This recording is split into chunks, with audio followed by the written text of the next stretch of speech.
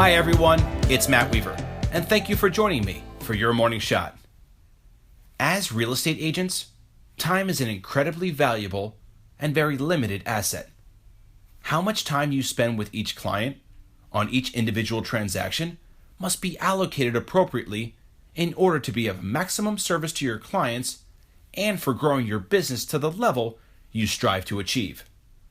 One way that many successful realtors have found to help with this delicate balance is by doing upfront due diligence of their buyers.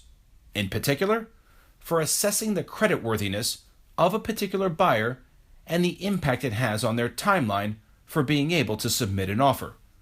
With that in mind, we thought we might share some tips and hints we've learned over the years to help give you an edge and maximize your efforts.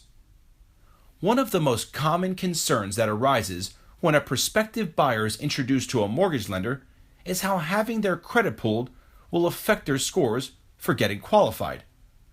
It is first important to understand there are two types of credit pulls, most commonly referred to as soft or hard pulls. A soft pull is when a person or company checks your credit report as part of a background check and does not require your permission. These type of inquiries have no impact on your credit scores. A hard pull is most associated with financial institutions or credit card issuers for use in making lending decisions. Hard inquiries may remain on your credit report for 2 years, but only influence a person's credit scores between 2 to 5 points, approximately. An additional piece of information to keep in mind, which is extremely important, when it comes to mortgage applications, the credit bureaus provide prospective buyers a 30-day window to shop around without any negative impact on that person's credit scores. This practice was deliberately put in place to help encourage prospective buyers to ensure they work with a lender they trust and will provide the best deal for themselves and their families. Another issue many buyers are unaware of is how credit card balances affect our scores. Conventional wisdom might say that having a zero balance on our credit cards would be best, since it shows that we're capable of paying everything off. This, however, is not true, and can unfortunately cost clients points off their scores unnecessarily.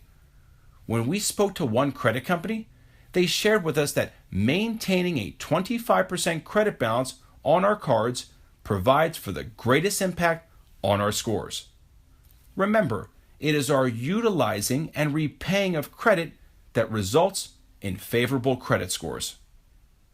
One other interesting thing to consider, if you're working with young first-time buyers with less credit history, in general, it's suggested that the magic number for minimal trade lines on the report is 3. So keeping that in mind, if a client needs some score improvement, have them take a look at their credit through, let's say, Credit Karma.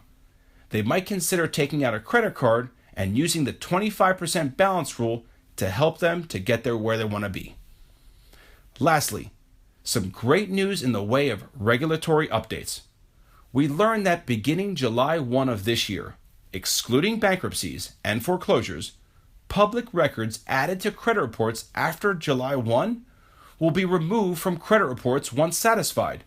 An example, a judgment. Once it's paid, it will be removed. This is huge going forward. As a reminder, Your Morning Shot podcast can be found on Apple iTunes. Subscribe, rate our content. Please like us and share us on Facebook and LinkedIn. Today I'm so grateful for little tidbits of information that can give me the edge. I appreciate you joining me.